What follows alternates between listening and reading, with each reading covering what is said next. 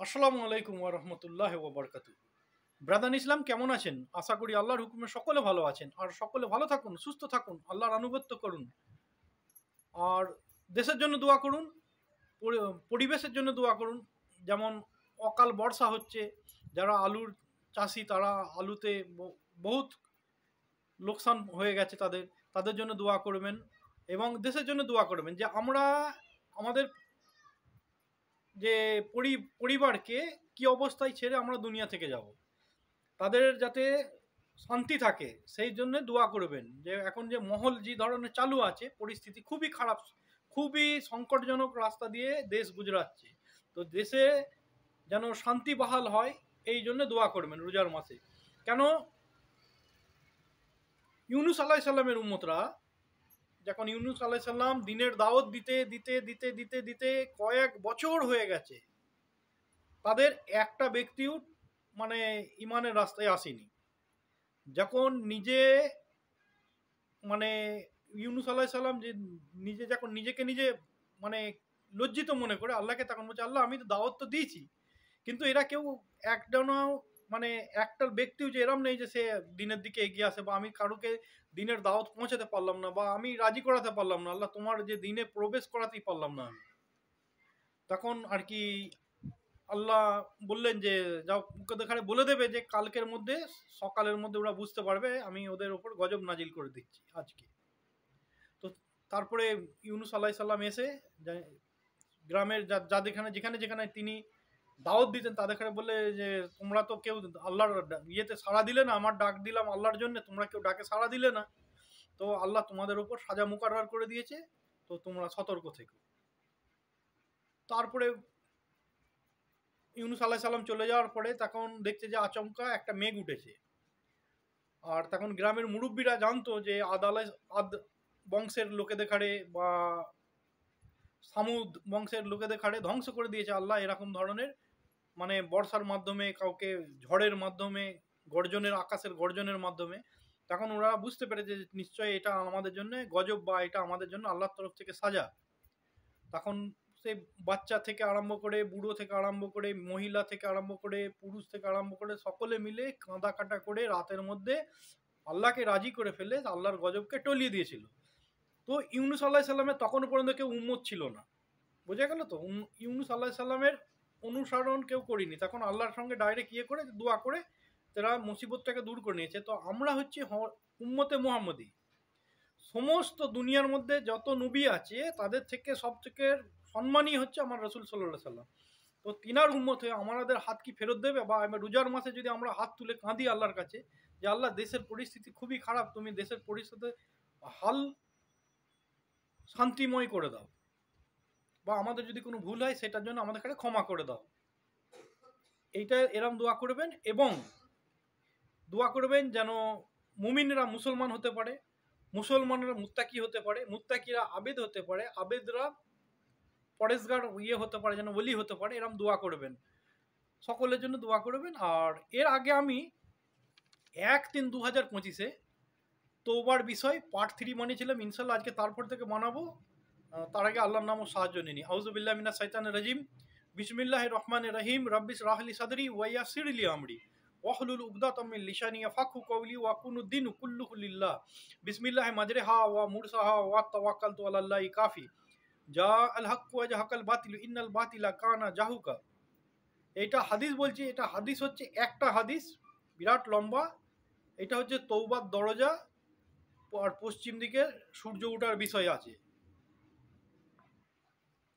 এটা তিরমিজির হাদিস, হাদিস নম্বর হচ্ছে 3465, 3466, পেজ নম্বর 1001, 1002।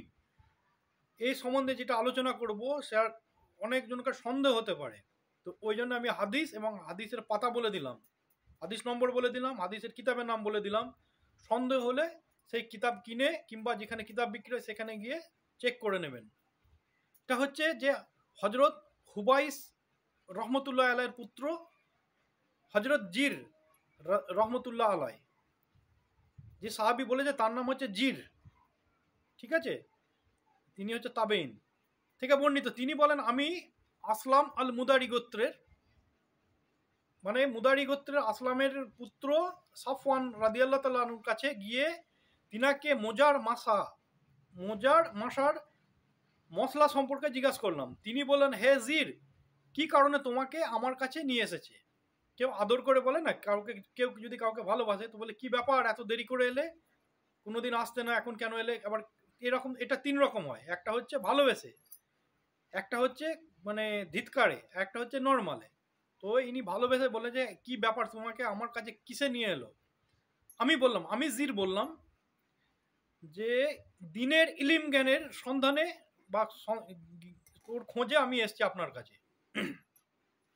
সাফওয়ান রাদিয়াল্লাহু তাআলা আনহু বললেন যে, নিশ্চয় আল্লাহর ফেরেশতাগণ জ্ঞানের তলাশে সন্তুষ্ট হয়ে জ্ঞান তল্লাশকারীর জন্য তাদের পাখা বিছিয়ে দেন। কোনো ব্যক্তি দুনিয়ার মধ্যে, এটা মানে আমি বলছি যে দিনের জ্ঞানের জন্য কেউ যদি মশলা খুঁজে বেড়ায়, কোনো জায়গায় যায়, সফরে গেল, তো তার যাওয়া যায় যাচ্ছে, যেখানেই যাক না কেন, বুঝে রেখে দেখবেন যে হজরত রসুল সাল্লাল্লাহু সাল্লামের মানে ওয়ারগায় আর কাবার মধ্যে আর আকসা মসজিদে ঘুরতে গেলে কোনো গুনাহ হয় না, কোনো কিছু হয় না, নেকি হয়।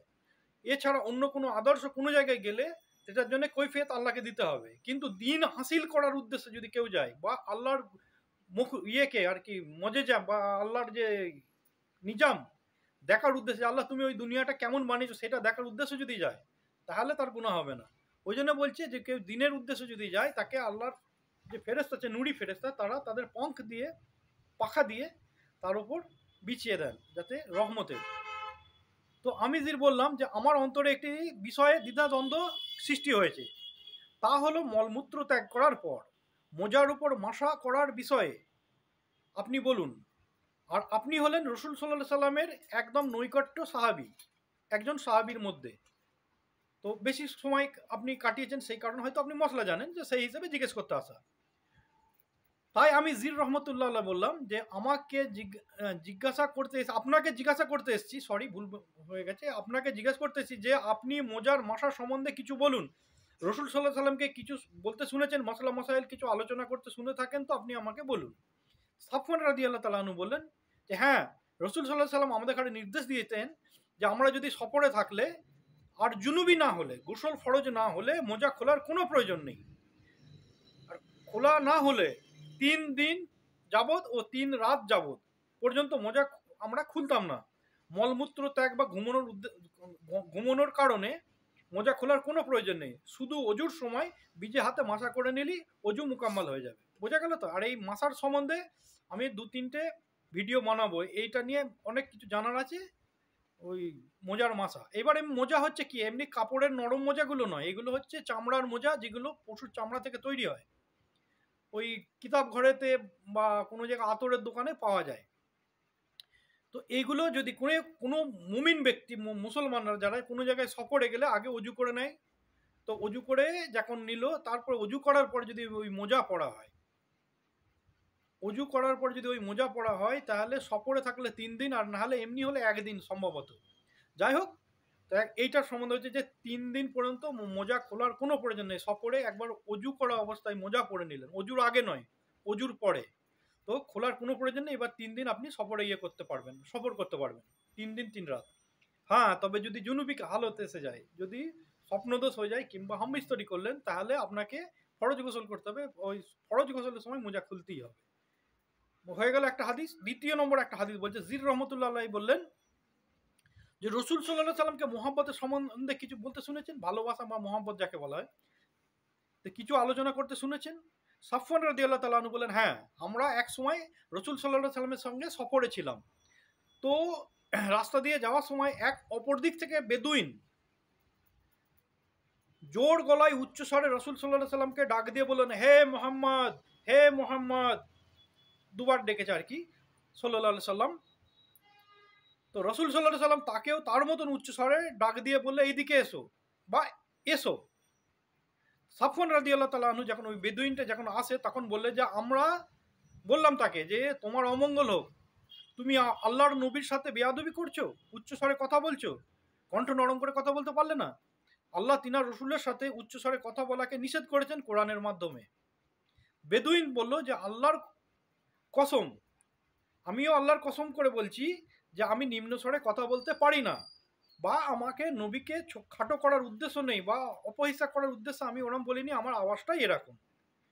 যাই হোক, তো ওই বেদুইনের প্রশ্ন হচ্ছে যে এক ব্যক্তি, উনি মশলা জিজ্ঞেস করছিলেন রসুলকে, তো সেই মশলাটা হচ্ছে এক ব্যক্তি এক সম্প্রদায়কে ভালোবাসে, অথচ সেই ব্যক্তি ওই সম্প্রদায়ের সাথে মিলিত হতে পারেনি, তার আগেই মারা গেছে। কোনো সম্প্রদায় মানে একটা কোনো পাড়াকে বা কোনো গোত্রকে বা কোনো একটা গোষ্ঠীকে ভালোবাসতো, কিন্তু ওই ওদের সঙ্গে মিলিত হওয়ার আগে সে মারা গেছে, কিন্তু ভালোবাসতো তাদের ঘরে।